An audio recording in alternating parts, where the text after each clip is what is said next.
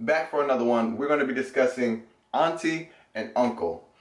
If you're not aware, in the diaspora, black people, Africans, melanated individuals, God being, however you want to illustrate yourself at this point in time, is always going to be on decline if you haven't found out already.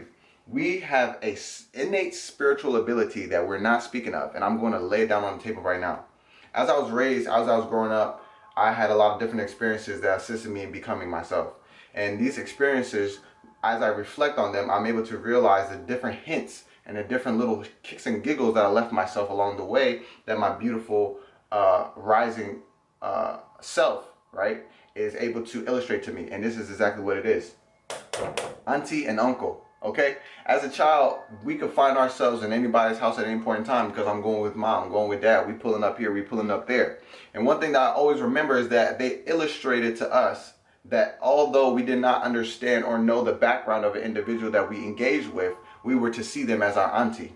We were to see them as our uncle. So why is this important? Why would this even be something to speak on? Well, this is extremely important because we have an innate understanding of the oneness of self. Okay, and we utilize this by incorporating words that correspond with a family dynamic or a family construct by way of genetics and blood. But in the truth of the matter, we don't actually have proof of our genetic compatibility besides the standpoint we know that we black. Okay, but regardless of that, we still utilize these words auntie and uncle. Why? It's because we understand that the true self of man is God. We understand that as we see one, we see ourselves. We understand that as we take care of another, we take care of ourselves. Just as the Bible illustrates, the golden rule is to treat another as you want to be treated. So if we're going to look at someone that we don't know that they are of God because they're living in this physical reality, we give them the esteem of family. We give them the esteem of relation. We give them the esteem of God and another. Why? Because this is our natural innate ability. This is what we already do, and nobody needs to teach us how to do spirit.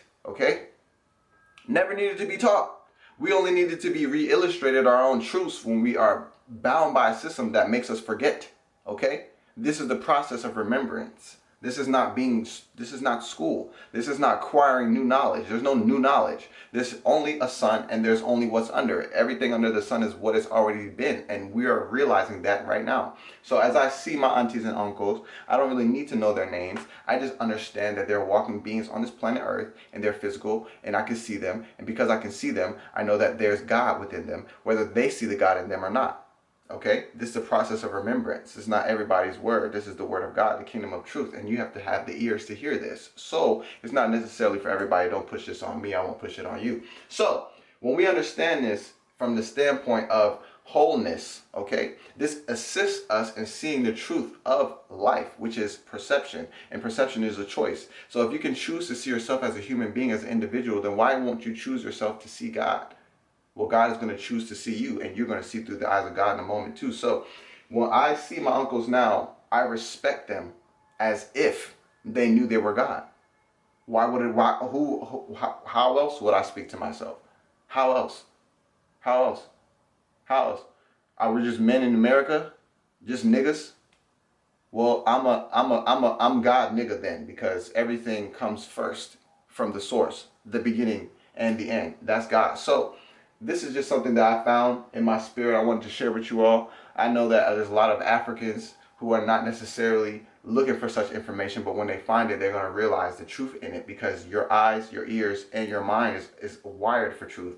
And as this information enters you, you will know that you've always been in alignment with spirit. You've done it in all your small ways. You've done it in large ways. You've done it in so many different aspects. You're going to consistently continue to realign yourself with yourself.